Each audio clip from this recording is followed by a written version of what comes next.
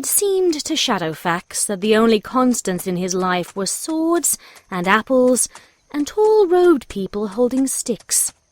As has been noted in the annals of history, Shadowfax was very intelligent for a horse. He had, in the blossom of his youth, seen all manner of horrific threats and ghastly sights. He'd ploughed through vast armies of grotesque orcs and Uruk-hai. He'd faced down fell beasts and their evil masters. He'd even endured being ridden by a hobbit with the most uncomfortable riding posture he'd ever known. However, he was sure he'd never seen anything like this. Shadowfax raised his head from the lush green grass of Valinor, vaguely aware that something important had just happened, though he couldn't remember what. All he knew was that he felt stronger than he had in years. He certainly felt capable of squaring up to the thing that fell from the star-strewn sky. It crashed into the turf in a shower of soil on little white things only a few yards away. He trotted over to investigate. As he did so, he became aware of strange things happening very slowly out of the corner of his vision, but he decided they weren't as interesting, so he ignored them. Dozens of bleached bones, some big, some small, were scattered within a small, gently smoking crater. Shadowfax sniffed cautiously, whinnied in surprise, and flicked his ears back. It was a horse skeleton, and what's more, it was moving. Shadowfax reared and kicked the jittering skull, which bounced away across the field. At once the bones stopped moving, and the blue glow around them faded. What on earth did you do that for? Shadowfax, momentarily pleased with himself, backed away. He suddenly had the horribly unfamiliar feeling of having upset something more powerful than himself. A tall, black-clad figure strode angrily across the grass, tripped over a rogue femur and staggered to its knees, cursing.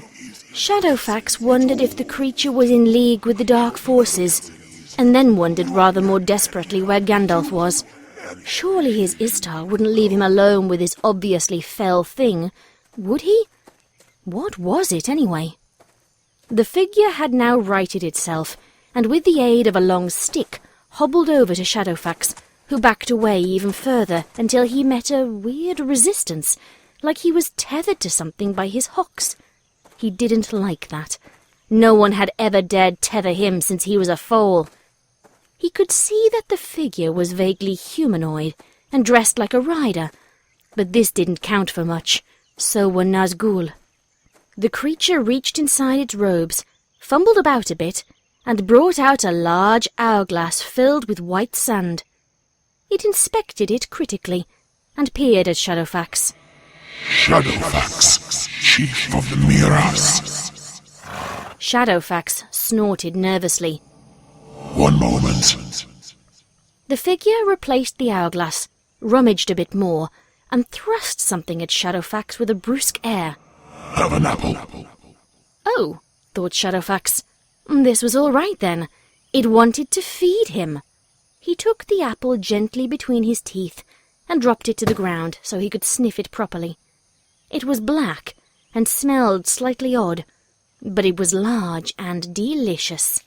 While he munched the apple peacefully, he was aware of a grumbling litany going on some feet away. The black-robed figure was stooped over the smoking pile of horse bones, muttering words like the crash of cliffs into the sea, and doing eldritch things with wire. Why bother with this? Always having to stop. Wire bits back on. No idea why I started in the first place. Shadowfax had finished the apple, and now stared curiously as the figure stood back and waved its significantly thin arms in an encouraging manner. The assembled heap of bones rose into the air, glowing a violent shade of Udnal.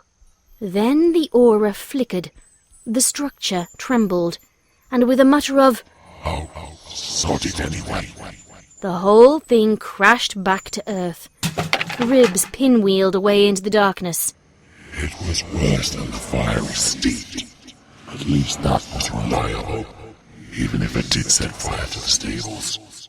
It turned back to Shadowfax and pulled out the hourglass again, stared at it, stared at the stick, which had sprouted a shadow-thin blade since Shadowfax had last seen it, and then, after some consideration, pulled out a magnificent sword that glowed exactly like that little scary hobbit's had. It said doggedly. Shadowfax, Chief of the Mirrors, a.k.a. the Steed of Omarine, a.k.a.